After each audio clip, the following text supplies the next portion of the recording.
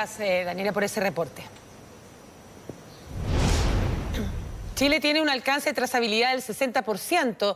Es por ello que el ministro Jaime Mañalich ha anunciado que en centros de atención primaria de la salud van a realizar seguimiento a los casos de coronavirus. Conversamos sobre este tema con el secretario del Colegio Médico, José Miguel Bernucci. Muy buenos días, doctor.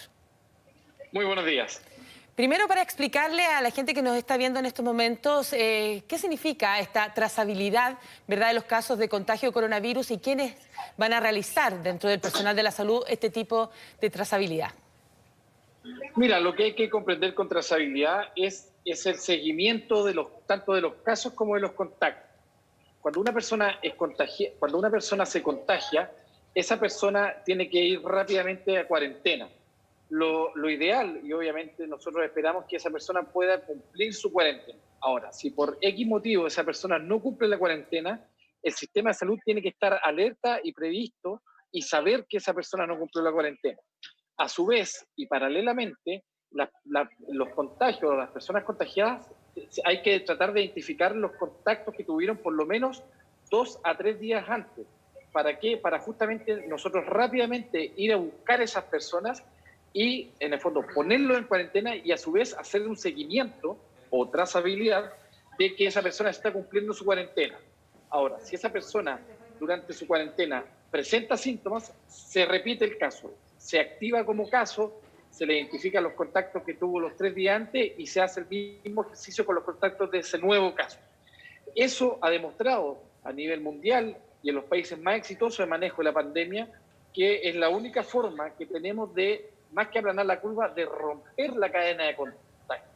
Los países más exitosos y países comparables al nuestro, tanto por población como por sistema de salud, como por ejemplo Australia, ha sido la forma en que ellos rompieron la cadena de contagio y nosotros, a pesar de que en algún minuto, al mismo tiempo, tuvimos el mismo número de casos, hoy en día Australia tiene 7.200 casos en total versus los 80.000 que tenemos nosotros y tiene 102 muertos versus los casi 1.300 que tenemos nosotros. Nosotros como colegio médico desde un primer inicio, nosotros tenemos unas ventajas comparativas versus otros sistemas de salud.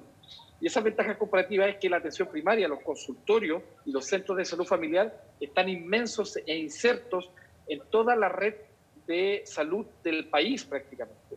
Y por lo tanto, el diseño mejor y más costo efectivo para hacer ese seguimiento siempre se planteó que fuera la atención primaria. Lamentablemente el gobierno desde el inicio lo dejó excluido y bueno, 3 meses posterior a ello, tiene que dar pie atrás y volver a incluir. O sea, es una medida que, a su juicio, llega demasiado tarde.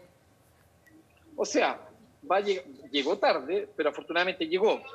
Peor hubiera sido que nunca hubiera llegado. Lo que hay que comprender es que las personas que tenían para hacer seguimiento, el gobierno decidió sacar a la atención primaria y dejar a la Seremi a cargo de este problema. El problema es que la Seremi, desde su creación en el año 2005, con la reforma de salud del presidente Lagos, numéricamente tenía muy poco recurso humano.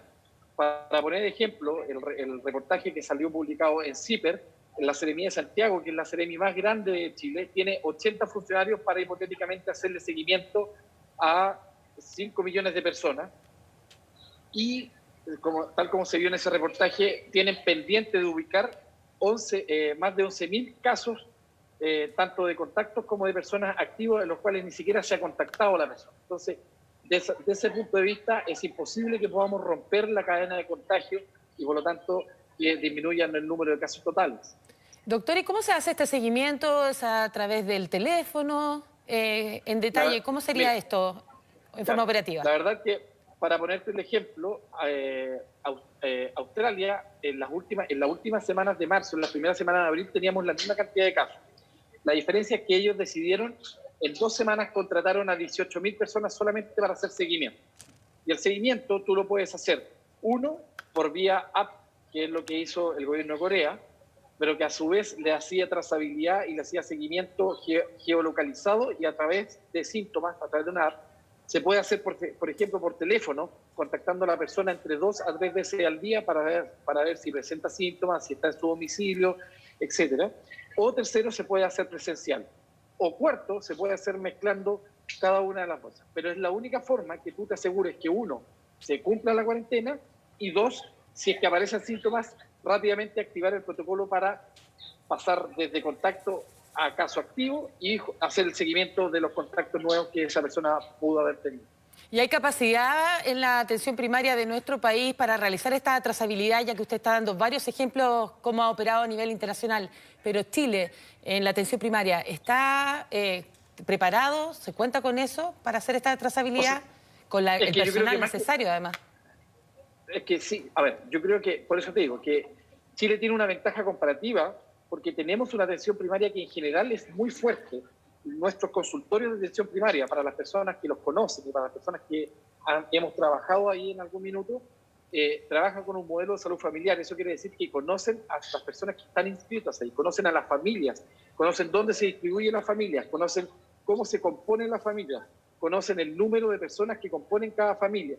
Entonces, la verdad que cuentan con mapas de distribución de carga de enfermedad.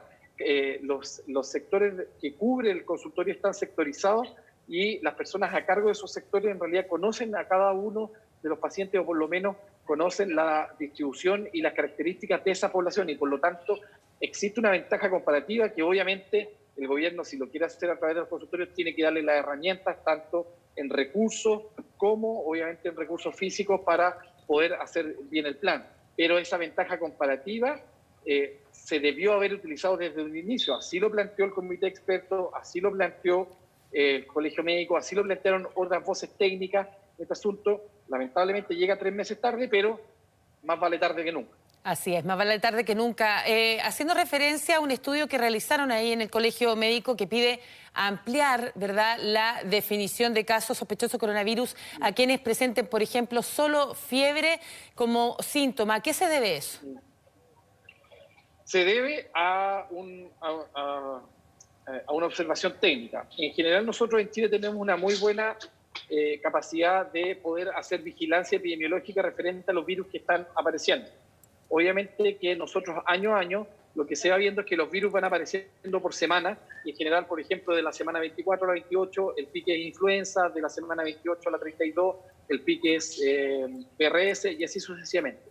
Lo que hemos visto con la vigilancia este año es que prácticamente el 99% de los virus circulantes al día de hoy es el virus, el coronavirus, el COVID-19.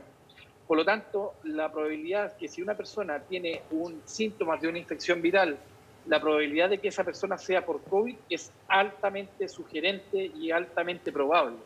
Por lo tanto, en realidad, una persona que presente una infección viral, la posibilidad de que no sea COVID es bastante baja, y por lo tanto, la PCR en ese sentido, cuando esté disponible, sería tomar y idearla. Pero si no está disponible, la probabilidad de que sea un COVID es bastante elevada, y por lo tanto, por eso se incluyó como causa probable, y por eso decimos que en esos casos, si es que no está disponible la PCR, igual habría que contabilizarlo como COVID. Claro, doctor, y respecto al criterio para los fallecidos, ustedes advierten que no se ajusta a las recomendaciones de la Organización Mundial de la Salud. ¿Por qué? Principalmente porque la Organización Mundial de la Salud tiene en el fondo como un manual internacional en caso de brotes infecciosos.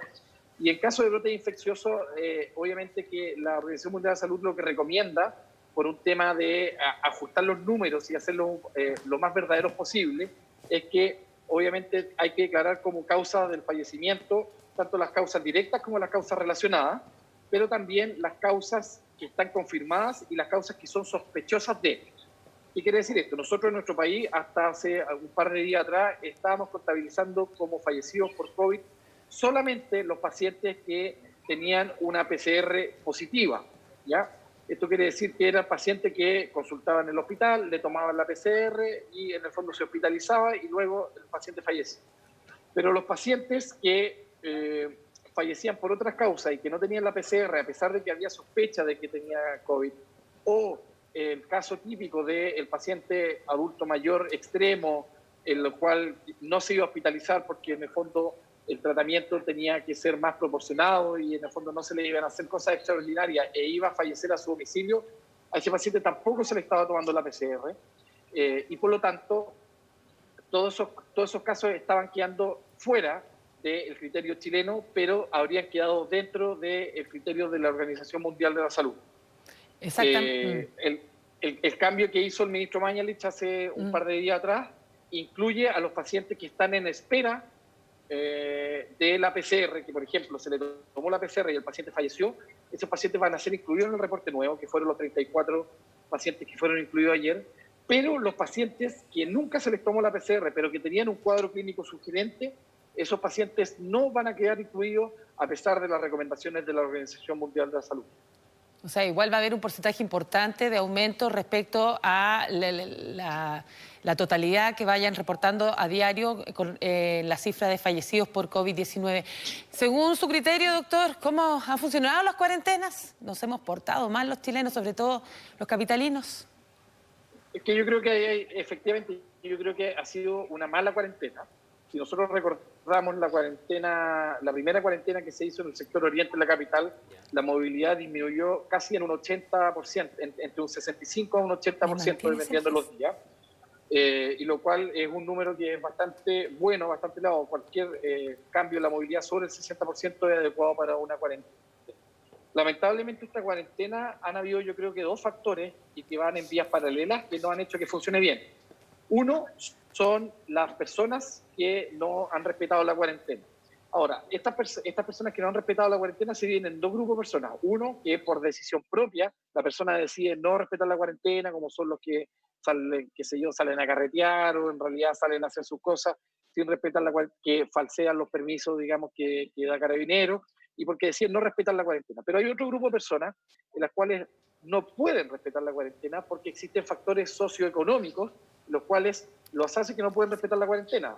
Los trabajadores informales, los 3 millones de trabajadores informales que tiene el país, que si no trabajan no comen, las personas que si en el fondo no salen a trabajar las pueden despedir, etcétera.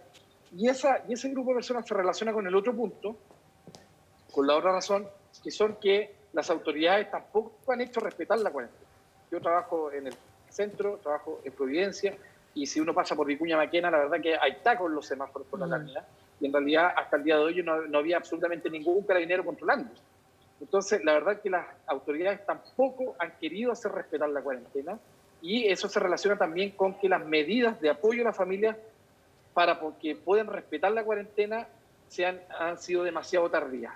El bono de 60.000 pesos por persona salió recién hace algunos días atrás. Las cajas todavía están en vías de repartición y lamentablemente la propuesta económica que hizo el Colegio Médico en la mesa social está siendo recién evaluada en el Ministerio. Entonces, la verdad es que tampoco las condiciones socioeconómicas para que las personas se queden en sus casas han sido suficientemente eficaces y eficientes, y además las autoridades tampoco, aquí hay que hablar, digamos, con los hechos de frente, las autoridades tampoco han hecho respetar la cuarentena, porque muchas veces se ha caricaturizado, se ha dicho, no existen 5 millones de carabineros, ni podemos poner un carabinero en cada esquina, pero sí podemos poner una pareja de carabineros en las 6 o 7 grandes arterias de Santiago, y créame que eso sí haría un efecto distinto. Exactamente, de hecho lo vimos en el día de ayer mucho más reflejado justamente en las zonas a las que usted hacía alusión. Muchas gracias, doctor. Ahí hablábamos con el secretario del Colegio Médico, ¿verdad? José Guimel Bernucci. Muchas gracias, buenos días. Buenos días, muchas gracias a usted.